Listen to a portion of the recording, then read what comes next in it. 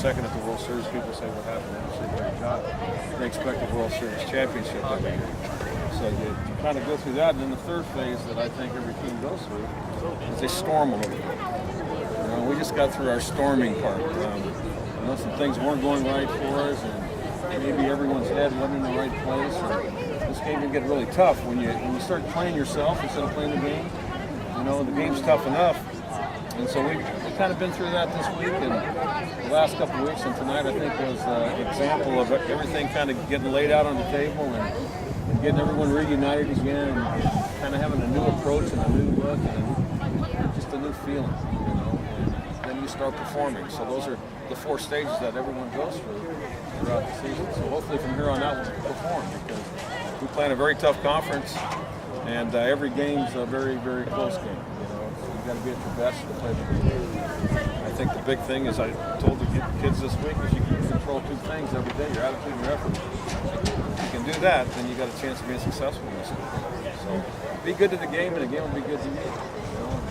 The one thing I always say to people is, just remember one thing about this game: you have to have a passion for it, and it's not life-threatening. Okay? I think too many times young kids walking this game, and we see the game becomes life-threatening. I go 0 for 3, and boy, I feel terrible. But you know what? That's just part of life. This game is going to prepare you for later on in life. And I always tell our kids when they're having a bad day, I said, let me take you across the street to the cancer center and walk around all these little kids that can't play the game because they have problems. A week ago, we had an amputee game. One of the greatest moments I've ever had as a coach. We had all these war veterans that had lost a limb, lost an arm, lost a leg, that came out here and they're playing softball. Cool. If you would have seen these guys, they're sliding, playing the game, they were just so happy to be on the field, to be able to do something that they love to do. So one thing I always tell people is, make sure that your passion is something that you wear on your sleeve and you take it every day, because it's going to take you a long ways. Not just in the game of softball, but in life. I always tell people I've never worked a day in my life because I'm doing what I love to do. And so hopefully you'll find something in life that you love to do.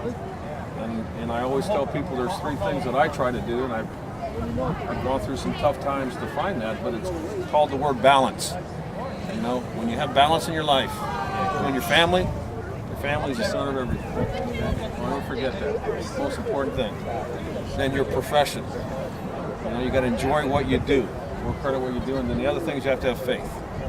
Right? And I think when people have all 3 of those things, they're better people, better performers, better moms, better dads, better coaches, whatever it may be. And so, don't make this game will teach you a lot of lessons if you just kind of open up your ears and understand what you go through.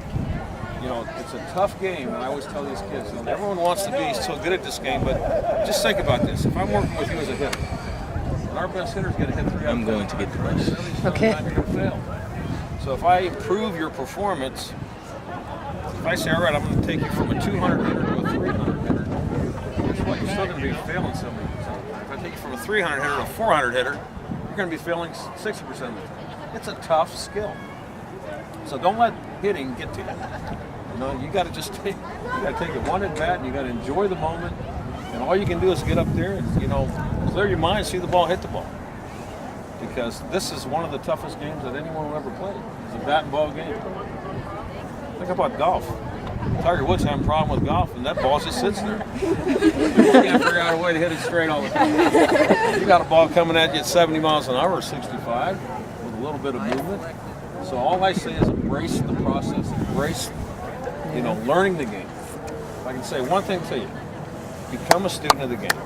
Once you become a student of the game and you understand why you do what you do, as coaches, we always try to get kids to connect the dots. If I ask you, why do you throw the way you throw? You go, well, I don't know, I just do it. Then how are you going to make an adjustment in the game if you don't know why you do things? So enjoy it, have a passion for the process. That's kind of my motto here, have a passion for the process. Because it is a process. It's little steps you take every day. And the little things will add up to big things.